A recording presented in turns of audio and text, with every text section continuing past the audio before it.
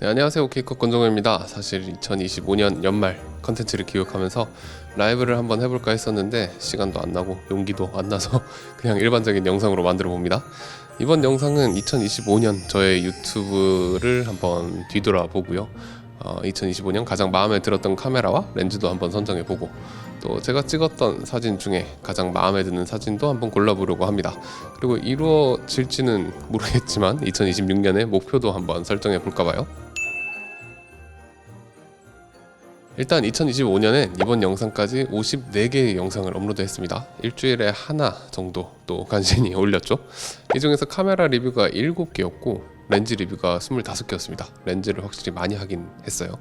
특이할 만한 점은 필름 다이어리라고 출사 관련 컨텐츠를 한번 도전해봤어요. 제가 유튜브에서 유일하게 보정본을 올리는 컨텐츠이기도 하고 장비가 아니라 이제 사진 찍는 거에 초점을 맞춘 컨텐츠라서 그런가 색다르기도 하고 여러모로 참 재밌었습니다. 지금까지 총 5개의 필름 다이어리 컨텐츠를 올렸는데 원래 월 1회를 목표로 했었거든요. 근데 그죠, 처참하게 실패하고 말았네요. 필름 다이어리는 약간 재밌게 해보자는 목적으로 다가가서 제 나름대로 유머도 넣어보고 저의 일상도 좀 넣어보면서 만들어봤어요. 아무래도 조회수가 막 잘 나오지는 않았지만 그래도 필름 관련해서 현상 스캔 관련해서 질문해 주시는 분들도 꽤 많으시고 댓글 반응은 꽤나 괜찮았던 것 같아요. 아닌가?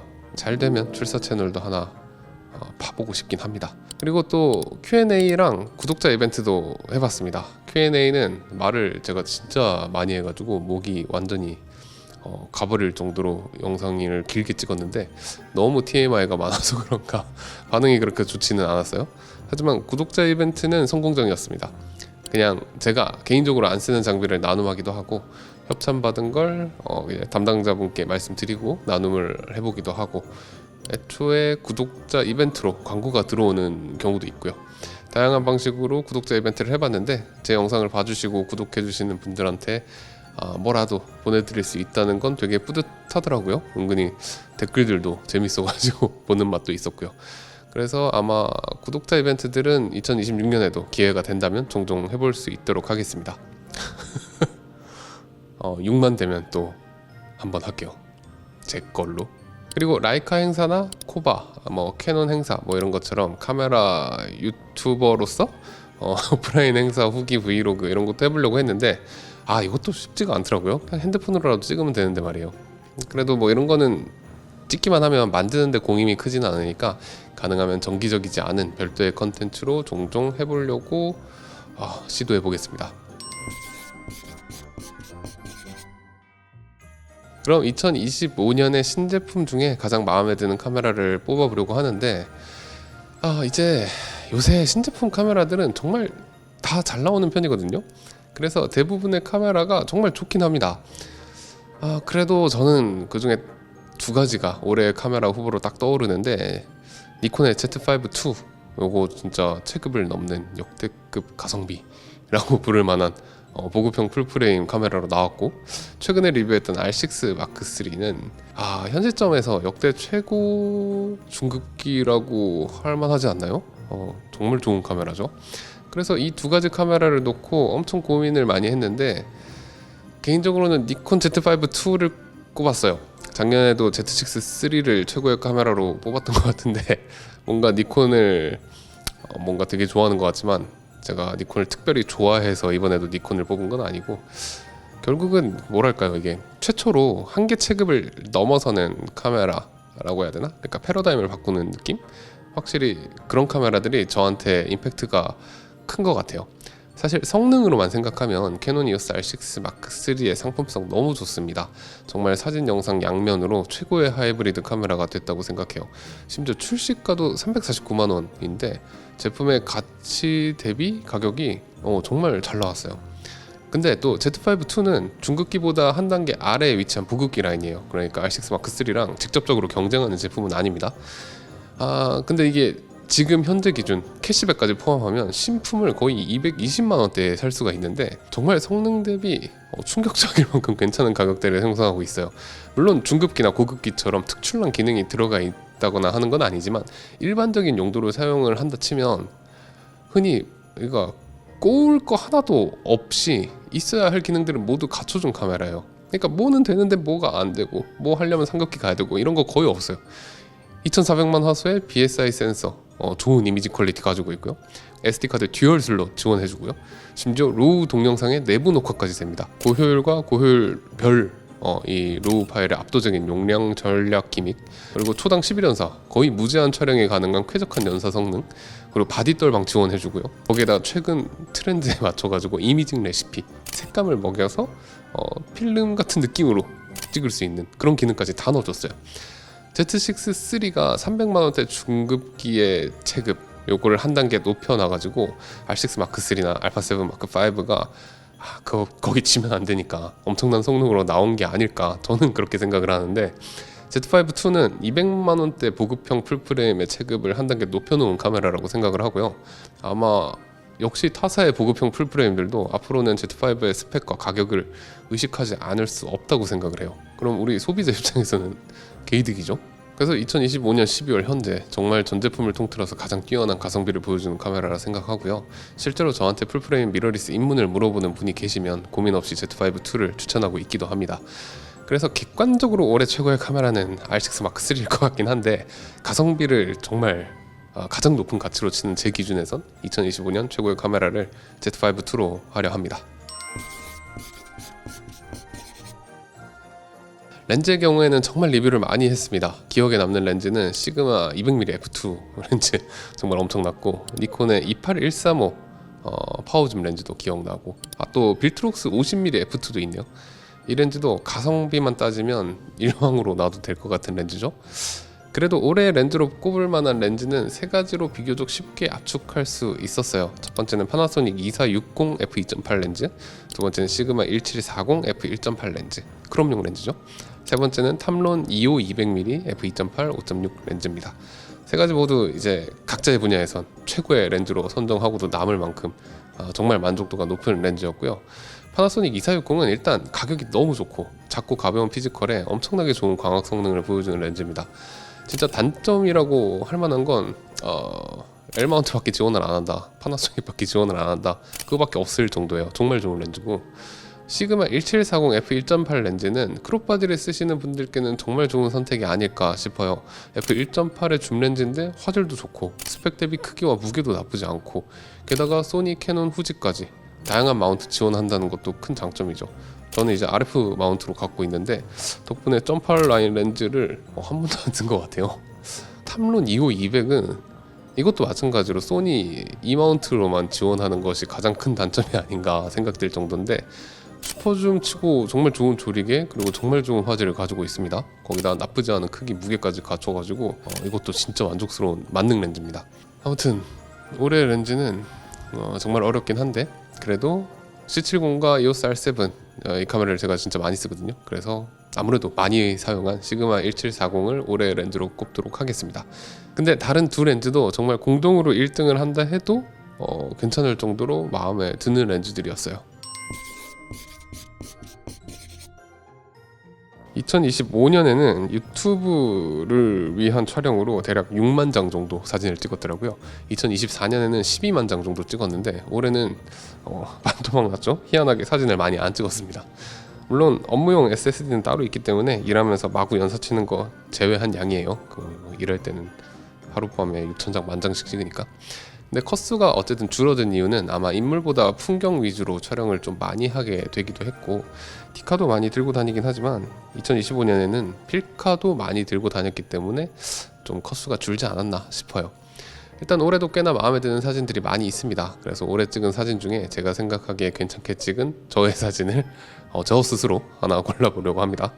아무래도 저는 가족이 있다 보니까 저한테 최고의 사진을 뽑으라고 하면 보통 가족을 찍은 사진이 되긴 하는데, 또 그건 저한테나 그렇지 뭐 다른 구독자분들께서 보기에는 그렇지 않을 거잖아요. 그래서 가족 사진을 빼고 뽑아보려고 했어요. 근데 그래도 이 사진은 너무 마음에 들어가지고 후보에 넣어보려고 합니다. 이게 하셀블라드 503CX의 CFB 100C 요걸 물려가지고 찍은 사진인데, 시화호였어요. 렌즈는 디스타곤 50mm f4 그 C 은통 렌즈였고요. 이게 부인님이랑 아드님이 걸어가는 사진인데 소실점 구도, 그리고 노란색과 푸른색의 색감 대비, 그리고 빈티지하고 소프트한 토널리티, 뭐 이런 것들이 너무 마음에 들어요. 이 사진은 사진 자체의 완성도를 떠나서 개인적으로 그냥 최애 사진이라 프린트도 해가지고 집에 붙여놓기도 했고 티셔츠로도 프린트해서 옷으로도 입고 다니고 있습니다. 그리고 두 번째 사진은 혼자 전주에 당일치기 사진여행 갔다가 유명한 성당을 찍은 사진인데, 이건 니콘 F3에 35mm f2 AI 렌즈를 물려가지고 그 당시 신상이었던 피닉스 2 필름으로 찍은 사진이에요. 이것도 이 필름에 대한 결과물 예측이 처음 써보는 거였기 때문에 저도 결과물 예측이 전혀 안 되는 상황에서 찍은 건데, 이거 스캔해보니까 컬러 컨트라스트가 너무 마음에 들어가지고 만족스러운 사진입니다. 이것도 뽑아가지고 옷으로도 입고 다니고 있습니다. 세 번째는 올해 초에 상하농원에 가족여행을 가가지고 사진 공모전에도 참여하려고 이제 찍었던 사진인데, 이건 니콘 ZF의 Z28mm f2.8 렌즈로 찍었어요. 사진 공모전은 처음이었는데 재밌기도 했고 상도 받아서 앞으로 사진 공모전 자주 해봐야지 했지만 그 이후로는 전혀 하고 있지 않습니다. 아무튼 이 사진은 눈이 이제 펑펑 오는 날이었는데 플래시 들고 빠르게 나와가지고 상하농원의 전경을 찍은 사진이에요. 하얀 설국 같은 곳에 이제 붉은색 건물들이 멀리 보이는데 붉은색의 컬러 대비가 너무 좋았습니다. 저도 제 사진 취향을 아직 잘 모르긴 하는데 일단 이런 컬러 대비를 좋아하는 건 확실한 것 같아요. 네 번째는 RB67이랑 에어로컬러 필름으로 찍은 파주의 카페 풍경 사진이에요. 역시나 똑같아요. 색감 대비가 너무 마음에 들고 이제 이게 살짝 과노출됐거든요. 그래서 필름 특유의 부드러운 톤이 나오는데 그 대비가 상당히 마음에 드는 사진입니다. 이게 ISO 100짜리 중형 필름이라서 선예도도 되게 좋고 여러모로 이것도 참 좋아하는 사진이에요. 다섯 번째 사진은 소니 알파1의 시그마 200mm f2 렌즈로 찍은 인물 사진이에요. 사실 전 망원 인물 사진을 그렇게 좋아하는 편은 아닙니다. 찍는 사람이 결정할 수 있는 부분이 그렇게 많지 않아가지고 모델 의존도가 많이 높아지게 되니까요. 그래도 이 클로즈업 사진은 정말 마음에 들어요. 완전히 사라져버린 배경, 그리고 부드러운 이미지 렌더링, 그리고 뭔가 다양한 이야기가 상상되는 모델님의 미묘한 표정, 이런 것들이 너무 마음에 들더라고요. 개인적으로 이렇게 해맑게 웃는 사진 이런 것도 좋지만 이렇게 여러 가지로 해석이 되는 얼굴을 좋아하는 편인데, 제가 찍었던 클로즈업 사진 중에서는 정말 잘 나온 편의 사진이 아닌가 싶습니다. 마지막 여섯 번째 사진은 최근에 R6 마크3를 리뷰하면서 찍은 사진인데, 이거 RF 20mm f1.4 렌즈로 찍은 사진이에요. 이날은 아예 각 잡고 기획부터 여고생 컨셉으로 좀 밝고 예쁜 느낌을 찍으려고 했거든요. 그리고 실제로 찍을 때도 즐겁고 행복하게 웃는 사진도 많은데 다 찍고 셀렉하고 나면 저는 꼭 이렇게 무표정한 사진들만 고르더라고요. 개인적으로 가능하다면 모델 한 명보다는 두 명 이상을 선호하는 편인데, 돈이 두 배로 들긴 하지만 아무래도 혼자 사진에 등장하는 것보다는 쉽게 이야기가 그려진다는 게 좀 장점인 것 같아요. 제가 영화를 되게 좋아해서 그런 것 같기도 하고요. 다소 뻔한 구도에 좀 뻔한 이야기가 느껴지는 이미지 컷이긴 한데, 어쨌든 그런 클리셰에 기댄 덕분에 꽤나 영화의 스틸컷 같은 느낌의 사진이 나온 것 같아서 개인적으로 좀 좋아하는 사진입니다. 이게 스스로 자기 베스트 사진을 뽑는 게 좀 웃기긴 한데, 근데 아무래도 올해의 베스트 사진은 첫 번째 사진이 아닌가 합니다. 가족이 나왔다는 걸 배제하고 그냥 여기 나온 사람들이 생판 모르는 사람이라고 가정을 해도 그래도 저는 되게 마음에 들어요. 다시 봐도 이 올드렌즈 특유의 컨트라스트랑 발색 표현 때문인지 되게 이미지의 색감이나 뭐 이 선예도 특성 이런 것들이 너무 좋아요. 물론 다른 마음에 드는 사진들도 물론 엄청 많았고요. 그리고 이렇게 사진을 고르면서 2025년을 쭉 돌이켜보는 느낌이라서 이 고르는 과정 자체가 참 좋더라고요. 계절이 변하고 애가 크고 새로운 사람들도 만나고, 여러분들도 올해 찍은 사진 중에서 베스트라고 생각하는 것들 한번 이렇게 쭉 골라보시고요. 기념삼아 1년에 하나씩 액자도 하나 정도 해보는 거 정말 추천드립니다. 생각보다 되게 추억 여행 같은 것도 되고요. 컴퓨터 안에서만 보던 사진을 실물로 보고 다른 사람들이랑 공유하면 또 그 맛이 있더라고요. 2026년에 목표 설정도 해보려고 해요. 일단 2025년에도 유튜브를 하면서 목표가 몇 가지 있었는데 성공한 게 평균 주 1회 영상 업로드 유지하기 하나밖에 없습니다. 그래서 이번에는 각오를 다지기 위해서 저의 2026년 목표를 영상으로 좀 박제를 하고 시작해 보려고 해요. 사실 영화 감독이 되고 싶다는 꿈, 20대의 꿈을 포기하고 나서는 한참 동안 딱히 꿈이 없는 인생을 살다가 최근 그래도 한 2년 정도 카메라 유튜브를 해보면서 유튜버가 되고 싶다 뭐 이런 꿈을 꾸고 있긴 하거든요. 그래서 그런 맥락으로 첫 번째 목표는 역시나 마찬가지로 주 1회 업로드 유지하기를 잡으려고 해요. 주 1.5회라도 진짜 해보고 싶은데 이게 유튜브가 본업이 아닌 상황에서는 주 1회 업로드도 너무 힘드네요. 천성이 게으른 편이라서 올해도 주 1회로 만족하려고 합니다. 두 번째 목표는 필름 다이어리 월 1회 만드는 건데 이건 목표라기보다 약간 희망사항 같긴 해요. 솔직히 한 달 내내 일만 하다가 출사 한 번도 제대로 못 나가는 경우도 허다해가지고 아무튼 출사 컨텐츠는 일단 제가 스스로 정말 재밌고요. 필름이나 구형 디카 같은 것들 써보면서 뭔가 환기되는 것도 있고 마음 수양도 되는 것 같고 그렇기 때문에 월 1회는 뭐 진짜 목표고 그래도 최소 2025년에 5편보다는 많이 해보려고 합니다. 그리고 카메라랑 렌즈 리뷰를 좀 많이 해보려고 해요. 지금도 물론 그러고 있긴 하지만 이제 신제품이 아니더라도 카메라와 렌즈는 중고 시장이 아주 활성화되어 있는 만큼 일단 신제품 아닌 제가 가지고 있는 장비라도 몽땅 리뷰한다는 느낌으로다가 그래서 2026년에는 카메라 리뷰 플러스 렌즈 리뷰가 40개 거기에 필름 다이어리 12개 딱 해서 52개로 1년을 채워보려고 해요. 근데 뭐 또 카메라 가방이나 모니터나 이런 것도 리뷰하고 싶을 수 있으니까 메인 컨텐츠로 카메라랑 렌즈 리뷰를 하고 기타 아이템들이나 기타 컨텐츠는 플러스 알파로 제작하는 식으로 해가지고 전체 업로드 횟수를 늘려보면 어떨까. 어떻게든 업로드 횟수를 늘려야지 유튜버로 사는 꿈에 다가갈 수 있을 테니까요. 네 번째는 인스타그램 시작하기인데 사실 이건 작년에 가장 큰 목표였거든요. 아카이빙용으로라도 최소한 찍었던 사진들을 격일로 한 장씩이라도 꼭 올리자 이렇게 생각을 했었는데 처참하게 실패했습니다. 인스타로 내가 당시에 마음에 들었던 사진들 뭐 그런 것들 찍었던 사진들을 아카이빙을 해놔야 저 스스로의 그 당시의 안목이라든가 그 당시의 뭐 촬영 스킬 그리고 그때의 감정 뭐 이런 것들이 변화하는 모습들을 나중에 보면 쭉 이렇게 아카이빙이 될 거잖아요. 그걸 보고 싶어가지고 꼭 인스타를 해보려고 했거든요. 근데 쉽지 않네요. 일단 제가 인스타그램이랑 전혀 친하질 않아요.